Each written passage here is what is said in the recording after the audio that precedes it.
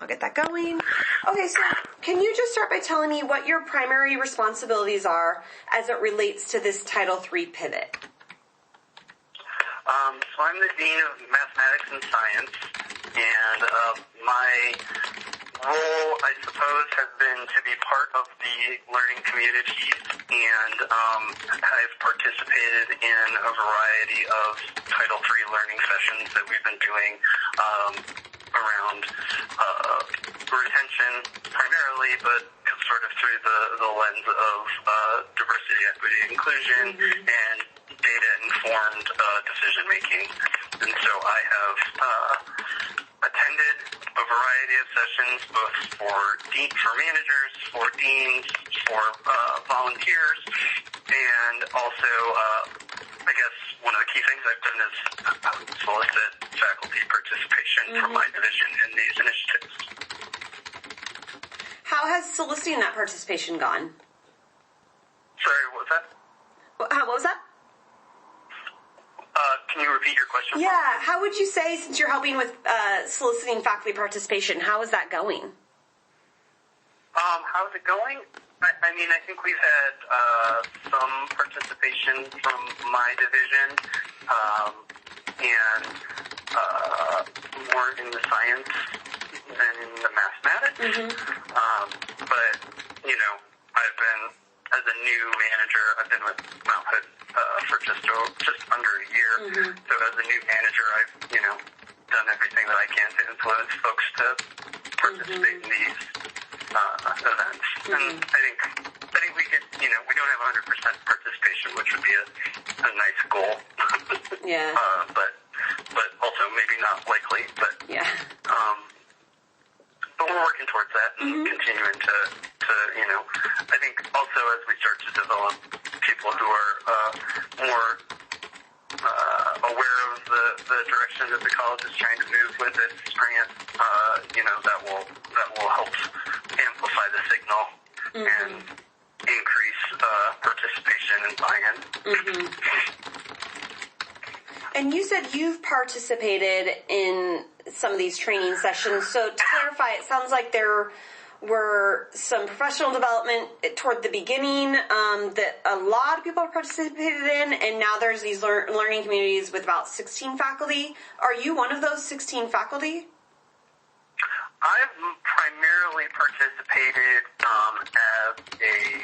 in a management group, so like the group of teams have frequent trainings, and I have to look. You know, it's hard to tell on Zoom which group, like who's all there. So, not to be evasive, just trying to remember. I can look back and see some of the meetings that we've been invited to and who the composition was.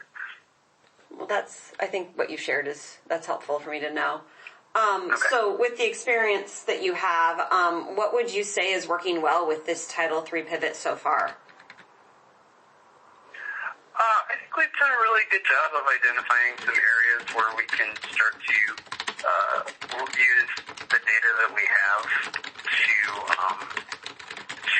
set goals and then track progress, and really kind of trying to focus on reducing fall-to-fall retention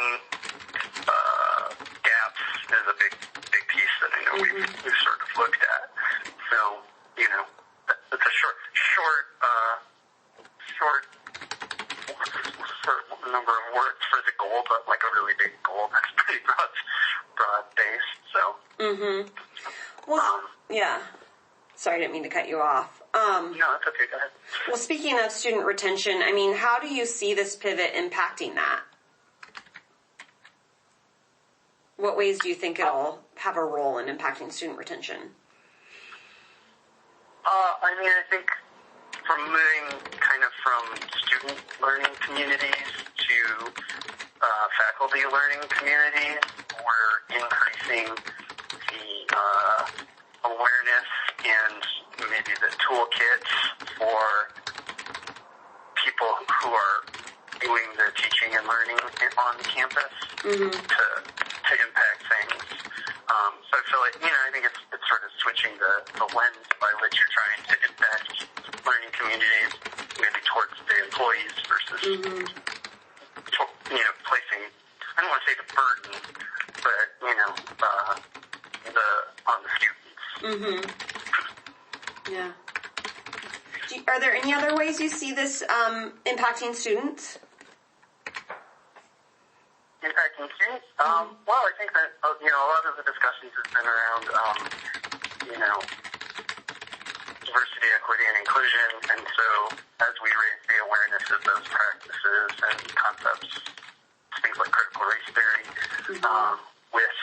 with our employees, I think that has a direct potential for direct impacts to students. Yeah. What about faculty? How do you see them being impacted? It's really the same way, as their awareness of their, implicit bias and, kind of the systemic inequities that are built into large systems like higher education, as they have more awareness of that, they have the potential to make small changes that impact students and themselves. Yeah. So we've talked about, some things that are working well with this. Have you encountered any barriers to implementing the pivot? I think just bandwidth, people being willing to take on something else, and I think we could put a fair amount of the challenge with that on, being in a pandemic and a remote environment. It's different to sign up.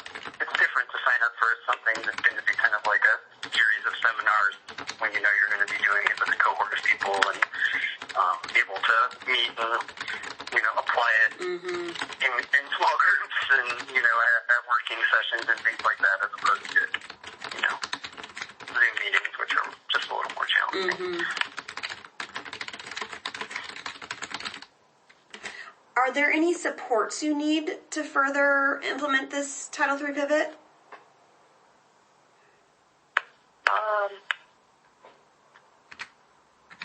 Nothing immediately comes to mind. Yeah, that's okay. And you may have touched on this already, but what are your hopes for this work? I think increasing our capacity to be a equity-minded, data-driven, continuous improvement oriented organization.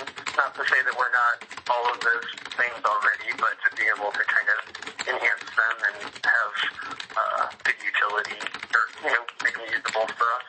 And to have it be, and to also really have retention be something that is everyone feels it's their job and everybody feels that they should be working on it all the time. Yeah, that's great. But with tools, and also empowered and with tools to do so. Yeah. And do you feel like they're going to be, from what you've participated in so far, do you feel like they're getting those tools? I feel like I am. I feel like I'm getting, it's hard to know without being together all the time. I think it's more challenging to know. But I feel like I have learned a lot from this process and able to better do my job as a result of the training that I've been getting. So I would hope that that's the case for most people. Yeah. So as I mentioned earlier, I'm going to be collecting more data with a wider group of people. And so I guess, what would you hope to learn from faculty related to this pivot in these upcoming data collection activities? I'd be interested to know, what would help them, make this an institutional, imperative, I guess, from the faculty standpoint. What more information do they need, or, I don't want to say incentive, but